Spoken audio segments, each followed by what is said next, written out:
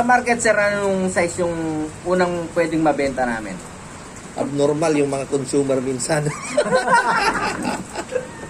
Minsan, ang gusto yung maliliit. Ayaw nung malalaki. Matumal yung malalaki. Minsan naman, parang ngayon, ang gusto, malalaki. Ayaw ng maliliit. Kasi ngayon, ang daming maliliit na itlog sa palengke. Dahil sa init. Dahil una, sa init, dumami yung small sizes natin. Pangalawa, panahon ngayon para mag-load ng RTL. Kasi nga, para pagdating ng pasukan, mayroon na silang ibebenta. Kasi nga, nagkal sila ng bakasyon eh. Nagkal ng bakasyon, nag-load ng bago. So, sabay-sabay yung itlog ngayon na maliliit. Kaya ang ano ngayon, ang presyo, mura yung maliit. Sabi ko nga sa inyo, sa wholesale price, 150, 160 sa malaking farm. Yung small. Pick up yun, no? Pinipick up na lang. Pick up, delivered. Kasi kami naman, dinideliver namin kung sa, malapit lang naman eh. Nadadaanan namin, ganyan. So, 150, 160. Kaya lang kami, ang kagandahan, meron kaming pwesto. Doon namin binibenta. 200 ang small. Sayang din yung 50, no? Dati nga 240. 2 weeks ago ko lang binagsak.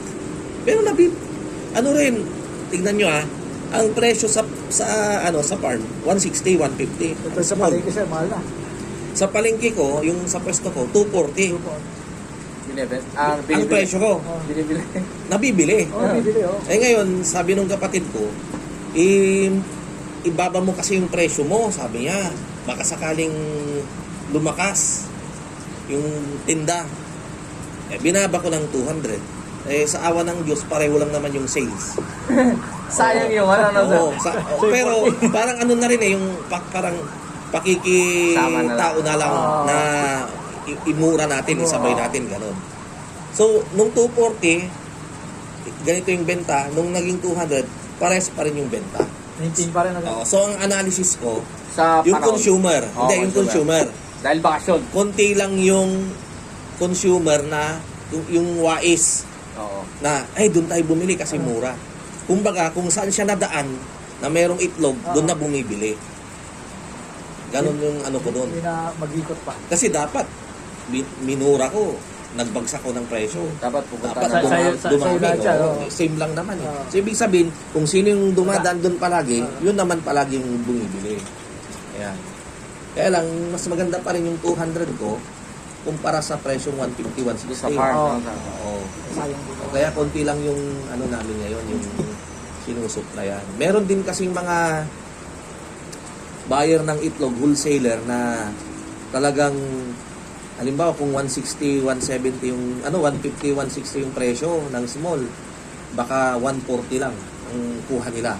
Pero kahit 10 truck Kukunin nila. kukunin niya. Saan ang kagandahan dyan, sir? Walang utang eh. Yun, Pagkabayad. kas-bukas. Yun lang. Pagkakuha. Pero ano lang tayo, palagi nating isipin kasi nag-normalize na to. Dati-rati kasi mula nung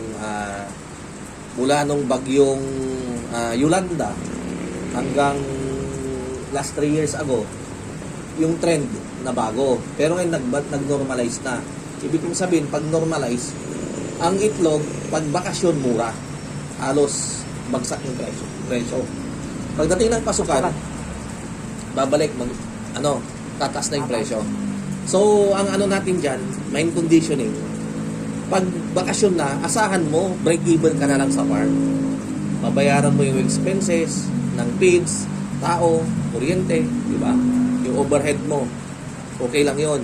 Pagdating ng Doon ka babawi. June, mag-ano na yan. So, ganun yung ano dyan. Kapag tumaas naman, wala naman ng magawa ang tao.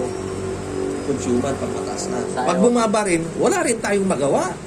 Kahit na kung Kaya tayo fair maibigay, lang, mabubulungan ka. Oo. Kaya nga sa Facebook, yung mga forum dyan, di ba? Gantihan lang, yung mga ganun sila. Yung kapag panahon ng tagtumal, self-pity si poultry owner.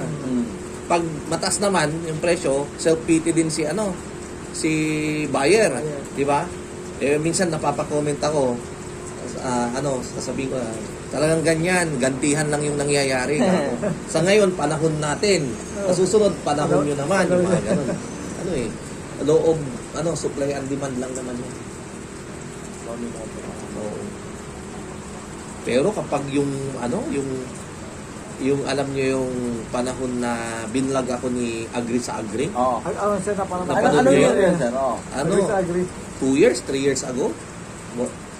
Yung puro comment doon ang dami. May mga nagsasabi, scam yan. Yung mga, yung kasi, yung mga netizen, minsan, kapag nakarinig sila ng ganon, at saka ito ring mga vlogger, may mga ibang vlogger, sasabihin, kumita ng 10 milyon. Oo. Hindi naman kita yun eh, di ba?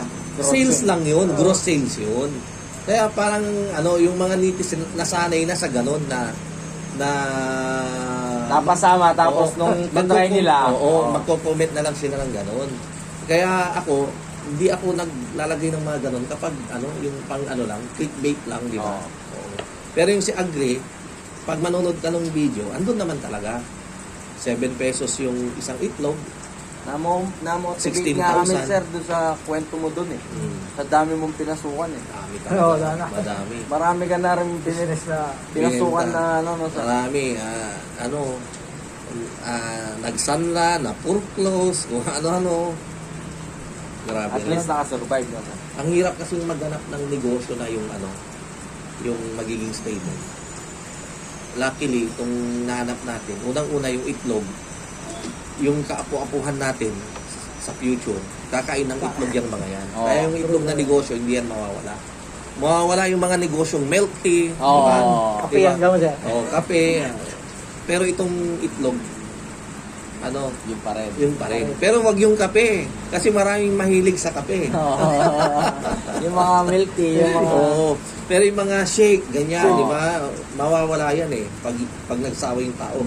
Pero itong itlog, basic needs na yan eh. Kain ka ng kinapay, may itlog. Di ba? Pagkagising mo, itlog yung... Oo. Style. Ang hirap kung naghanap ng ganong negosyo. Kung ano-ano yung napasok ko.